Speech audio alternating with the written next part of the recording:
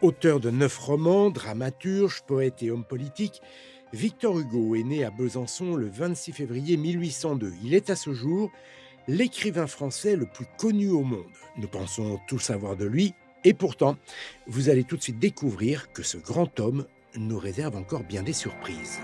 Victor Hugo est un personnage formidable, mais aussi un formidable créateur de personnages dont la plupart sont encore bien vivants aujourd'hui. Je vais vous parler de deux d'entre eux. Regardez. Si je mets cette casquette, vous pensez bien sûr à Gavroche, le gamin des barricades dans Les Misérables. Et pourtant, dans le roman, Gavroche n'en porte pas de Gavroche. Hugo le dessine les cheveux hirsutes. Pourtant, c'est bien à ce personnage que le fameux couvre-chef a emprunté son nom. Curieux, n'est-ce pas ? L'explication, la voici. Pour créer son personnage, Hugo s'est inspiré de l'enfant brandissant les armes dans le tableau « La liberté guidant le peuple » d'Eugène Delacroix, peint en 1830. Regardez, le gamin du tableau porte la casquette. Du coup, même si Victor Hugo ne le coiffe pas d'une casquette, dans l'imaginaire collectif, Gavroche en porte une. Notez bien que on dit un Gavroche pour désigner un gamin des rues de Paris, et une Gavroche pour parler de la casquette. Avec ou sans casquette, Victor Hugo a créé le symbole du gamin de Paris. Mais le personnage emblématique de Victor Hugo, ce n'est pas lui, c'est Quasimodo. Quel drôle de nom, Quasimodo. Mais où est-il allé chercher un patronyme pareil ? Eh bien, tout simplement, dans une vieille expression latine, Quasimodo, qui désignait le dimanche qui suit Pâques. Fallait le trouver. Quasimodo est si célèbre que beaucoup pensent qu'il a vraiment existé. Eh bien, c'est peut-être un peu vrai. Durant ses recherches pour l'écriture de Notre-Dame de Paris, Hugo aurait rencontré un tailleur de pierre qui travaillait à la restauration de la cathédrale en 1820. Son surnom ? Le Bossu. Coïncidence ? Ça, je vous laisse juger.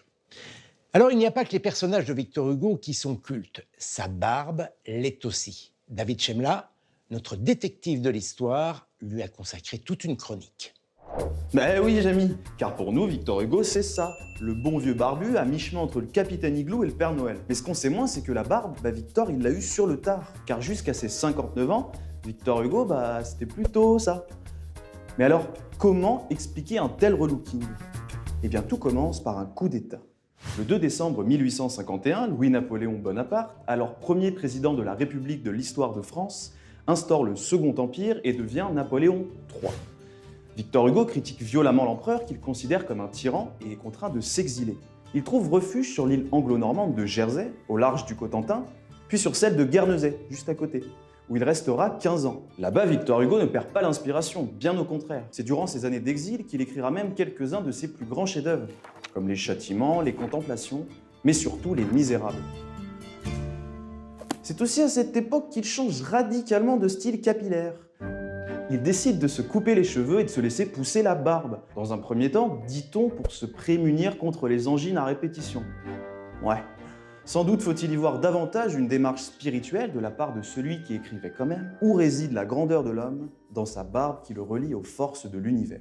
Ou bien est-ce encore une marque d'un attachement profond à la République bafouée ? Car depuis l'instauration du Second Empire, la barbe est perçue comme un signe d'anarchie. Un décret datant de 1852 interdit même aux enseignants de la porter.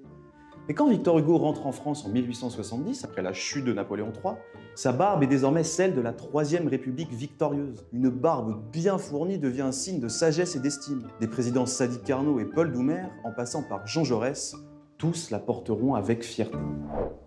Merci David. Une explication qui tombe au poil. Je vais maintenant vous lire une petite histoire qui, je pense, va vous plaire. Tous les yeux s'étaient levés vers le haut de l'église. Ce qu'ils voyaient était extraordinaire.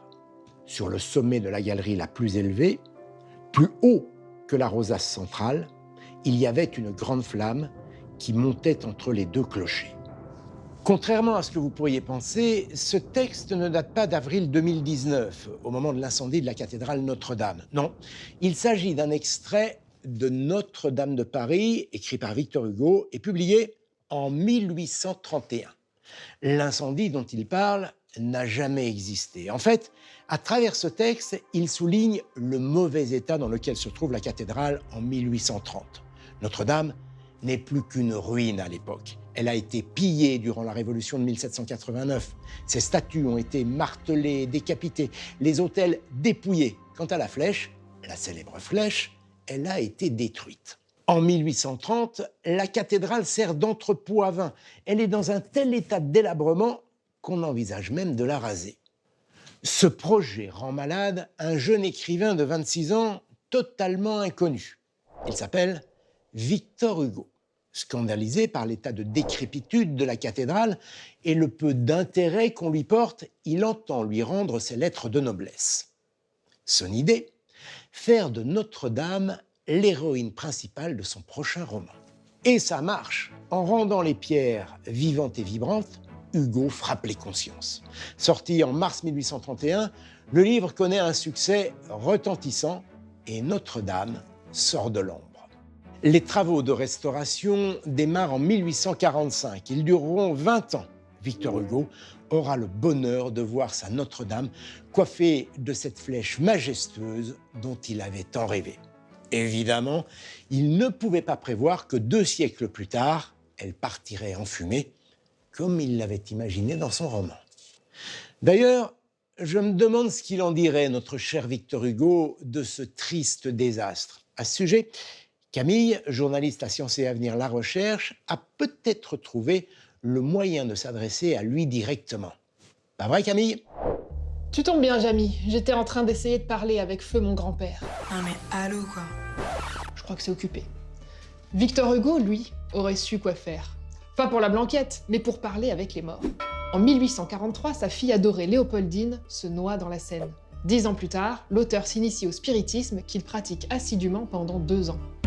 Au total, il rapporte dans ses comptes rendus avoir contacté une centaine d'esprits. Et il avait visiblement le bras long, puisque dans son répertoire figurent non seulement Jésus, Shakespeare ou Molière, mais aussi des concepts comme le drame, la poésie ou la mort elle-même.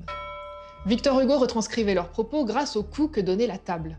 1 coup pour A, 2 pour B, etc.